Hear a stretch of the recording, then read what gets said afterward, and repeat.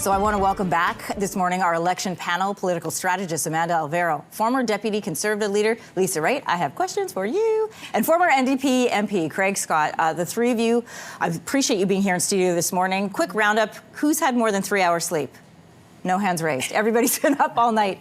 First of all, Lisa Raitt, your reaction to the fact that Pierre Poilievre has lost his seat. Yeah, wild.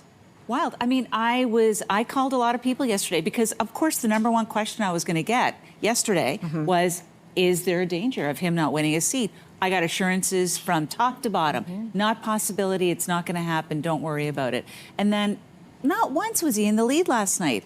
Like, it wasn't a flip-flop kind of. And there was a lot 1%. of conversation about, the ballot and making it longer, and it's taking longer to count, and that is why. So people feel very confident saying what you did, which is there's no way he's going to lose it. Yeah, exactly. So now, and the problem with that is the what ifs. Like, what are the scenarios that fall out of this right now? Nobody's really prepared. So you're going to see a lot of people in the party taking a beat, trying to figure out, okay, what's the process?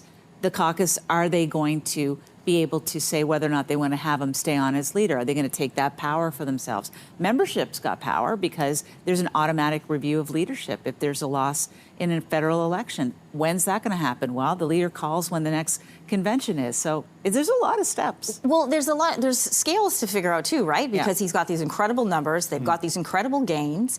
Popular support, he's over 40%, which is incredible. But you didn't win government and you lost your own seat. So how does that scale balance out? That is going to be an individual thought for a lot of people. And then I guess what comes down to it is human nature. Who out there in conservative land wants to be the next leader? And if they mount an effective removal of the current leader, like has happened to us a couple of times in the past, you never know what's going to end up happening. And I really don't know where that is right now. No, obviously no one's calling me to let me know, but. Well, that was my next question. Yeah, I've no not. interim leadership, anything like that? No thoughts of that? For me? Yeah. Come on, Lisa. I know. Thanks. I had to ask. I will have you go here. on the record. No, that's okay. Thanks. I'm good. So you're not answering that call? No. You're not been there. Okay. No. Just checking. Nor they make it. Okay. Breaking news. Yeah, right? Finally, we got the Lisa Raitt laugh on air. So then, he was talking about wanting to have a change. He did get a change. He lost his seat. So how do you... Oh, that's cruel. How do you... how do you lead when you don't have a seat? Like, who's going to have to step aside for him to be able to run and get a seat in the House of Commons? So part of the reason why I think he came out so early last night was because there was uncertainty, and I think he also wanted to show that he wasn't going to pull a Trump and deny the results of the election. He came out early, accepted the results of the election.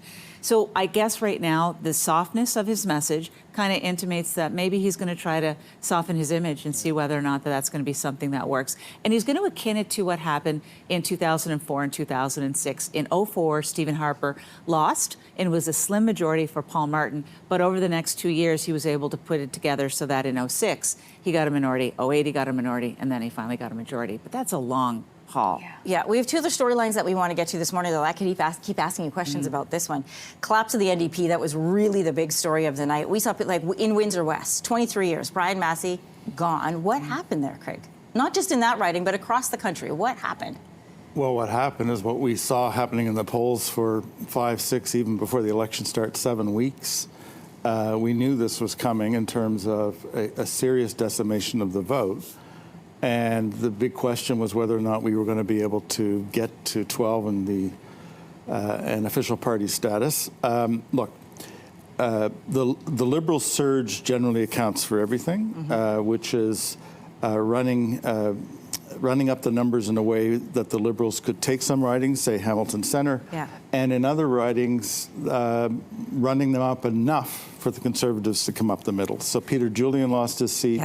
In Vancouver, Brian Massey lost his seat in Windsor, 2 Conservatives.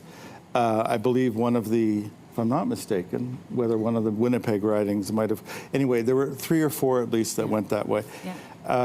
There's no strong explanation other than the Liberal Party in general, but maybe Canadians who wanted to see this result have to thank NDP voters because they basically voted in a patriotic mode, a mode that also had a fear component because of Poilievre. This was not a permanent vote, but it's still a decimating vote. Kathleen Monk said last night that the NDPers or the Dippers have lent their vote to the Liberals and the Conservatives for now. So, I mean, Pierre Poilievre lost his seat. Your party's lost their leader. So the next question is, right now the hunt is on for an interim leader. Yeah. Who looks likely? Well, it feels a bit early to say that. We have at least 5 and possibly 7 MPs. Yeah. And the first question is whether or not it must be a sitting MP, and I think the answer should be yes. Yeah. But that's not a deep pool to pull from. No, but... I can count those on one hand. Yep. Very, very strong. Couple of very strong possibilities in there, and I really won't go any further because I don't know. Let's give it a day or two to sit. I mean, Heather in fairness, though, Craig, we don't have the time. They got to get back to the House. Heather McPherson's a very strong candidate. Alex Boulerice, it's just what he's been able to do in Quebec is phenomenal. Mm-hmm. But do they need somebody who is strong in Quebec? Well, this is it. There's so many vectors pulling. The idea is, I don't know how good Heather's French is, for example, but she would be extremely strong. I don't. Alexandre's base is Quebec. What does that mean for the rest of the country? I think the key word has to be interim leader. And at that point, I think, let's say, the Quebec, rest of Canada dynamics should go by the board. And it should be whoever, basically, amongst the 6 sitting MPs, has the support of the other ones. Because, again, it's interim. That's wild. What do you say that, Lisa? It's going to be hard to get the 6 people in a room and determine who's going to be the interim leader. That's not an easy thing to do. That's not easy. That's as many people as we had on our panel last night, including myself. That's what you're picking from. 6 or 7, And at the same time, they're going to have, Prime Minister Carney come to them and say, "We'd like for you to join us in some kind of a, Help not us a out. coalition, but an agreement moving forward." And does he he may or offer may them? not. Well, he's got one big thing to offer, and that's official party status.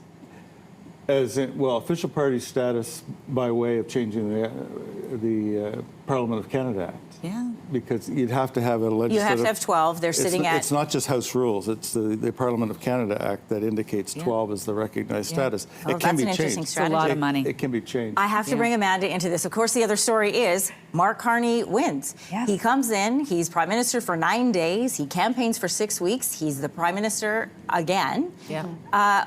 What do we make of this win? You cannot underscore how astounding this actually is. Not that, we've been watching the polls, we've seen this coming, but at the same time, think of where we were 12 weeks ago. We were 25 points down. 25 points down. We were sitting in a place where people were talking about, will the Liberals be able to save the furniture? Now they've been given their 4th mandate, picked up seats, sitting at 168, so close to that majority territory. Picking up seats really across the country, able to pull in the progressive vote from the NDP. A remarkable turn of events for the Liberals. I want to keep this panel going. I'm going to remind everybody that you guys are here for the morning, which is great because we have so many other questions. I'd invite our viewers, if you have any questions too, you can send them into the show. We would love to be able to try and find some answers for you. Political strategist Amanda Alvaro, former Deputy Conservative leader Lisa Raitt, and former NDP MP Craig Scott. We'll be right back. Thank you all.